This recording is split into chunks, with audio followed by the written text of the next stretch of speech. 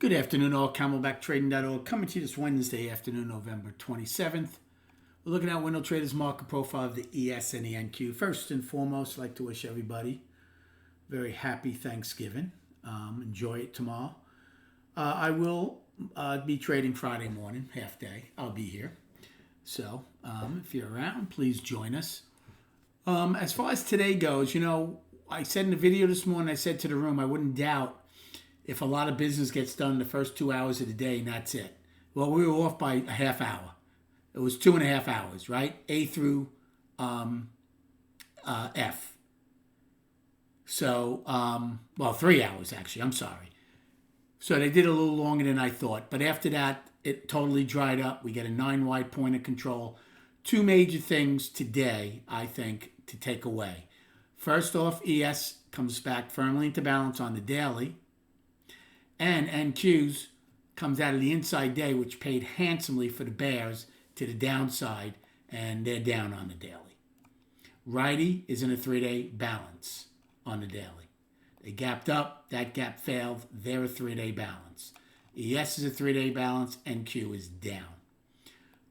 It was a very, very accommodating day early. Overall, it was an accommodating day. Took a short in A period. In NQ, I actually missed the overnight low. One of my staple trades, I missed it, but I made about 45 points in A period after they got the overnight low with just ebb and flow trades. NQ opened, went down, never even attempted to come back to the opening or the overnight low for that matter. So A period is very good despite missing the overnight low. In B period, I caught A's low. I caught the turnover, because the ALGOs were firing down, and more ebb and flow trades. So A and B were very nice. C period, I got the IB low and shorted it against single prints. Again, very nice time frame. I didn't do anything in D. Once C had finished, NQ had gotten all their quote-unquote targets. Their next target was a little further away.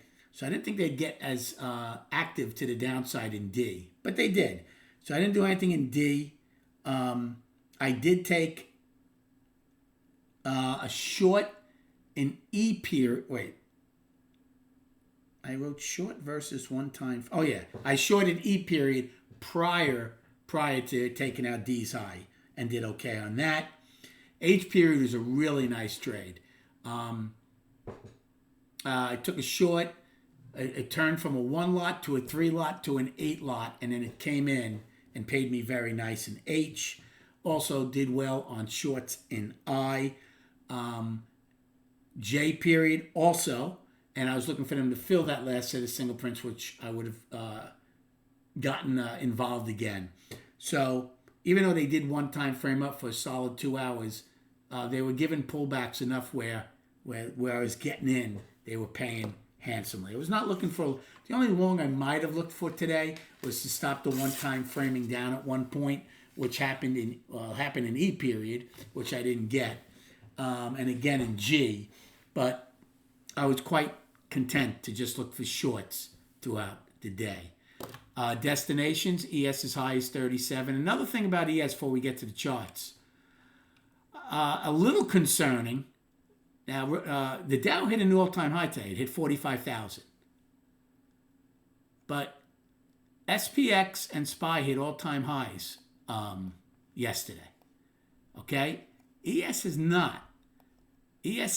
So ES, it's only balanced. It's not a big deal. But at some point, they would want to take out that 11th high and get some distance away for a new all-time high.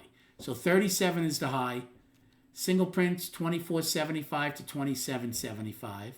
Next set 20 to 20.50. 9 wide at 16.50. And today's low is 6,000.25. So that's a little interesting also, right? As we went down to 6,000, bounced off it. Very interesting. In SPY, the high today is 600.85. Single prints 599.60 to 94. Second set 599.16 to 23. 9 wide at 598.86, and today's low is 597.28. And then chart-wise, I will be here Friday, so I'll probably give a whole rundown on charts on Friday after the shortened session. We're at 31.8 million. The 10th lightest volume this year is 34.4 million. So there is a chance that SPY has one of their lightest volumes of the year. Here's your 3-day balance, right? Now, again, the weekly in ES and SPY is up. They took out the all-time highs. ES is not. So ES is still balanced. And then on the NQ and triple Qs, the weekly, again, is one time framing up for 4 weeks. Now, some people might call this balance, but we have been one time framing up. And the daily, initially I was going to call it balance, but speaking in the room, somebody brought out a great point with the inside day down, the total and the totally lower value and everything. So I've decided, coming out of this inside day, I called it up to balance yesterday.